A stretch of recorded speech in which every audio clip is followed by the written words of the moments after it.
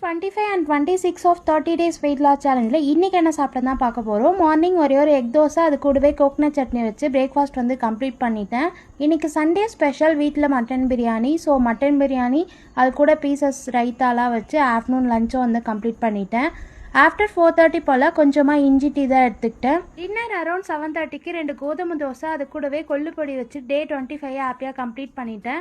2 days physical work outs, morning 1 hour walking தான் பண்ணேன். Around 7K steps வந்து complete பண்ணியிருக்கேன். ஆஃப்டர் வாக்கிங் டே 26ல் என்ன சாப்பிட்டேன் தான் பார்க்க போகிறோம். நைட்டே கொஞ்சம் கிரேப்ஸ் வந்து ஊற வச்சுருந்தேன், பிளாக் கிரேப்ஸ், அதை தான் நான் மார்னிங் எடுத்துக்கிட்டேன். பிரேக்ஃபாஸ்ட்டுக்கு வந்து கொஞ்சமாக பச்சைப்பயிறு சுண்டல் தான் எடுத்துக்கிட்டேன். அது கூடவே க்ரீன் டீ வித்தவுட் சுகர்லேயும் இன்டேக் பண்ணேன். லன்ச் அரௌண்ட் 1:30க்கு 100 கிராம் ரைஸ், கோவக்காய் பொரியல், அது கூடவே பாயில்டு எக்கை கொஞ்சமாக மசாலாலாம் போட்டு எடுத்துகிட்டு லன்ச் வந்து கம்ப்ளீட் பண்ணிட்டேன். வெயிட் லாஸ் ஜேர்னியில் இருக்க சொல்ல நம்ம எதுவுமே சாப்பிடக்கூடாதுன்னு இல்லை, சாப்பிட்லாம். பட் எந்த மாதிரி விஷயம்னா எல்லாமே நல்லதாக தான் நம்ம சாப்பிட்ணும். முக்கியமாக இந்த பேக்கரி ஐட்டம்ஸ், கூல் ட்ரிங்க்ஸ் இதெல்லாம் வந்து கண்டிப்பாக எடுத்துக்காதீங்க.